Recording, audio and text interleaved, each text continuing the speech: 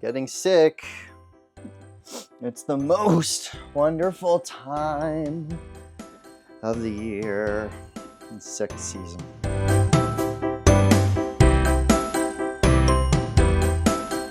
Hi, I'm Jake, and welcome back to Get This Board Game, where we're all about the board gaming goodness. And we've got some new hotness to talk about today. But before we get into that, just a friendly reminder, please consider subscribing to the channel. We try to post at least once a week on here. Give me a follow on TikTok at Get This Game, Instagram at Get This Board Game. Right now, my followership is much more impressive there. We're trying to change it with the YouTube, but feel free to follow me there for some short form content. Today we're going to be talking about what at one point was kind of like a cultural phenomenon. We're talking The Mandalorian, and this is The Mandalorian Adventures, a game from Unexpected Games designed by Konieczka with Josh Beatler. And yeah, I mean, I'm going into this, I'm a huge nerd, and so needless to say, I am a Star Wars fan, and of course a fan of The Mandalorian. So was really curious to see how a dynamic of a game where you were kind of playing through the first season in a cooperative setting was going to go.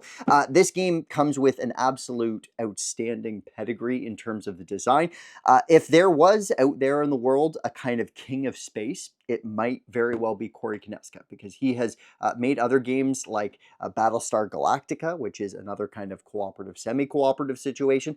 He has done Star Wars Rebellion, which is kind of known as one of the best two-player Star Wars simulators out there. And of course, he is the designer of Twilight Imperium 4th Edition, which is what many would consider to be kind of the epitome of hobby board games that takes like 5 or 6 hours to play. This one is nowhere close to that. You're going to be playing through a series of different scenarios. Each scenario I could see taking between like an hour, hour and a half, upwards of maybe 2 hours, depending on how many players you're playing with and who's new to the game. But again, yeah, was just really curious to see whether they could translate kind of the magic that was captured in the show into board game form. So we're going to talk a little bit about how the whole system works, and then of course we're going to get into my thoughts. So in Mandalorian Adventures, you will be playing through a series of chapters, which come through as scenarios. You're going to be plopping you and a certain number of characters down onto the game map, and then actually kind of moving across different hexes on the board, fighting enemies, ultimately trying to reach some sort of objective. And that objective is going to change scenario to scenario. First off, right out of the gate, there are 8 playable characters in this game, and through at least the first few numbers, you are actually going to be told which characters you are going to play as. Each unique playable is going to have its own set and deck that is going to work through basically the different moves and turns you can take, and you're going to use that deck to kind of fuel your different actions. Now, one of the biggest kind of interesting things about this particular cooperative game is how those actions work. Every action card has a certain strength in the top left corner, and then it may or may not have a kind of additional ability. You are going to be using those strength cards to basically put them out onto one of the kind of 4 core main actions on the board. There is the move action, which basically lets you move a number of hexes based on the strength of the action that you put down. There's the attack, which is going to deal X amount of damage to another enemy that is at least maybe a maximum of 1 space away.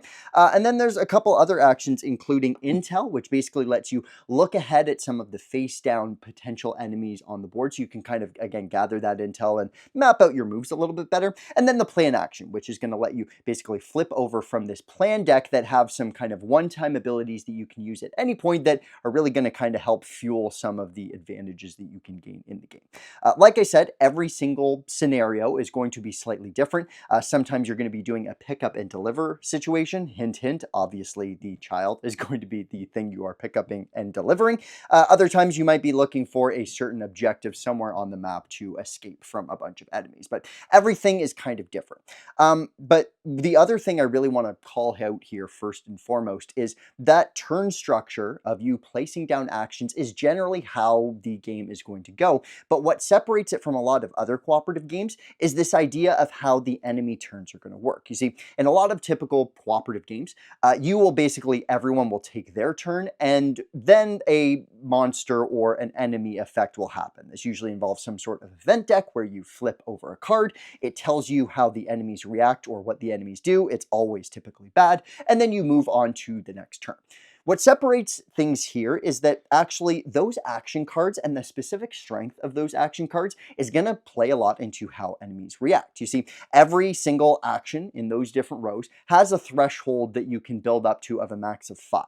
Basically, when the total number of action kind of values in a particular action row is 5 or greater, that's when an enemy ability triggers. And if it's 6 or greater, well then usually an extra bad effect is going to happen on top of whatever that enemy event deck is going to have for you.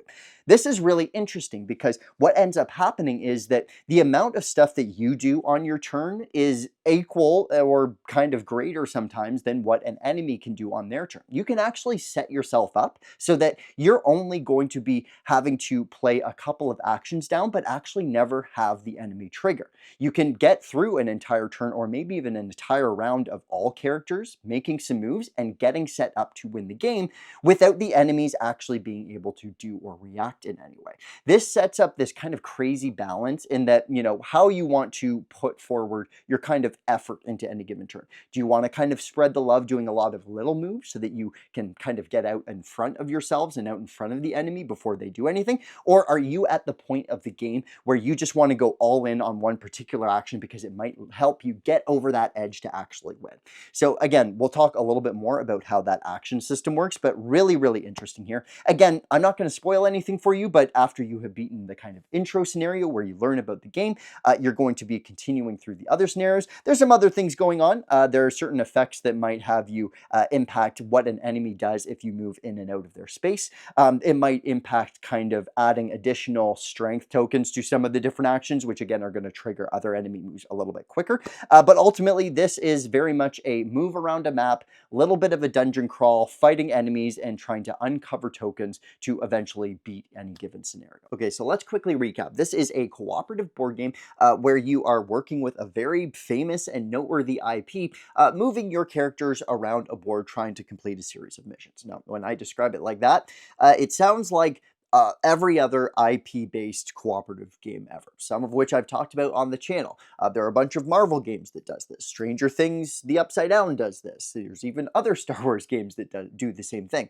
But I think there's a few things I want to call out that make Mandalorian Adventures a little bit different before we get into final scores. The first thing is that I think this game has set the new standard for how enemy turns can and should work in a cooperative board game.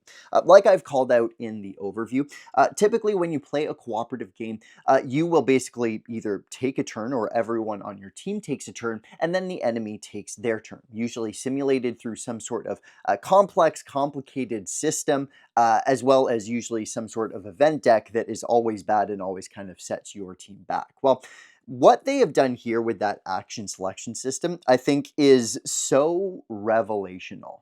That's not a word.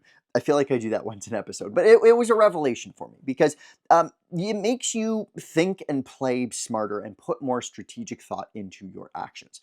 If you have the opportunity to potentially avoid having the enemy take their turn, well then why wouldn't you want to try and do everything in your power to map out how to make that happen? And because of that action kind of strength system where you are kind of building up to that kind of climax of 5 or more strength within a given action over a series of turns before the enemy even has to do anything, well, that just really, again, it invokes and encourages just smarter gameplay instead of a really guns blazing sort of mentality here, which brings me to my second point. There's a lot of what's going on in here that you would also find in a dungeon crawler. I wouldn't call the Mandalorian Adventures a dungeon crawler necessarily, but there's a lot of crossover there. You have spaces on a board that you're going to be moving around. You're going to have enemies that you have to deal with around every corner. You're going to be flipping over tokens to try and find your objective and maybe pick up some items along the way. So again, a lot of crossover there. But I find myself kind of gravitating towards the murder hobo mentality whenever I go into a dungeon crawling game. I just want to go in, guns blazing. If we destroy all the enemies on the map, then we're probably going to win. Well, the Mandalorian really doesn't encourage that. In fact, you are probably more likely to win if you take a more kind of subdued and subtle approach. In fact, this game kind of reminded me of some of the more stealthy video games that you can play. Games like Metal Gear. Like when the first one came out, everything was just about shoot everything in sight. But when Metal Gear came out, it actually was much more about that top-down kind of being sneaky and being more tactical with your moves to actually be able to be successful and win. Well, I think The Mandalorian does that, and because of that, it does a much better job of kind of emulating the TV show. Mando doesn't just go in and shoot everybody on sight immediately. He does when he's put in that situation, but often more times he is kind of formulating a plan and thinking through how he can do things a bit sneakier than just bringing all his whistling birds and flamethrower action, although he does have those too. So I really appreciated that the game kind of made me think about a much more tactical experience that led to, once again, even more strategic thinking than maybe I would have thought about this going in. And that brings me to my third kind of cautionary tale here. And I'm going to give everybody the opportunity to click away or kind of end the video or at least skip ahead if you don't want any necessarily spoilers based on what is found in the box here. So 3, 2, 1, here we go. So I was a little bit disappointed and kind of surprised at the amount of content that was found in the box. In terms of the core kind of adventures and the scenarios that you're going to be playing through, the chapters, if you will, there's only actually kind of 4 core different maps that you're going to be working through and kind of 4 core moments that are directly tied to some sort of situation from the show. Now, with that being said, once you start opening up the additional envelopes in the box, then you are going to find some other kind of scenarios where it's almost like you are kind of dealing with a single enemy or like a single kind of objective that's kind of more abstracted. And the game says, hey, pick a map and your favorite characters go out and kind of handle that and try to beat that mission. You might be beating an ATST, something like that. I guess for me, at least for the first season, there was a lot more kind of moments and opportunity to kind of beef up what was found in the box and some additional scenarios beside those kind of cookie cutter copy and paste onto one of the board map situations. Now, granted, I understand fully that doing it this way, it kind of drags down and dials back the overall price of the box. And I think this is a fairly kind of open, accessible game. So you want to kind of keep that price tag open and accessible as well. And I'm fully aware that obviously this is one season of The Mandalorian and there's going to be opportunity for, obviously expansion content with the additional seasons. I wouldn't be surprised if that didn't come through. But I guess for me, going into this as a core gamer, I was really kind of looking forward to maybe having a little bit more meat than just the kind of first 4 core missions and then getting almost what felt like some added on kind of module sort of situation added to it as well. Understanding technically, I think what I've heard some other reviewers tout is like, well, if you have all these different maps and all of these different extra kind of side missions, and if you put all of those combinations together, you end up with like 36 different possible combinations. But I don't necessarily put a lot of stock in that. Like, to me, that feels like kind of pasted on replayability. Yeah, like I'm playing a mission on a different map, but I'm still playing the same mission. Like the map doesn't necessarily tweak too much beyond a few different kind of corners, obstacle setups, etc. So something I think you want to keep in mind. If you're okay with, I think there's maybe like a total of 8 different combinations of scenarios in the box. There's the 4 core missions and then a number of additional kind of one-off mission modules that you can throw in and pick and choose those combinations. Great. But, just something to maybe keep in mind that yes, the price tag kind of lines up with how much content's in the box. It's just a matter of whether you're comfortable with that amount of content or if you're looking for something more when you're considering buying this game. But with that being said, let's get into final scores. Friendly reminder, we rate games based on gameplay and design, presentation and fun factor, my overall enjoyment of the game, ranking gameplay and design a bit higher, and of course presentation a little bit lower based on the kind of weight.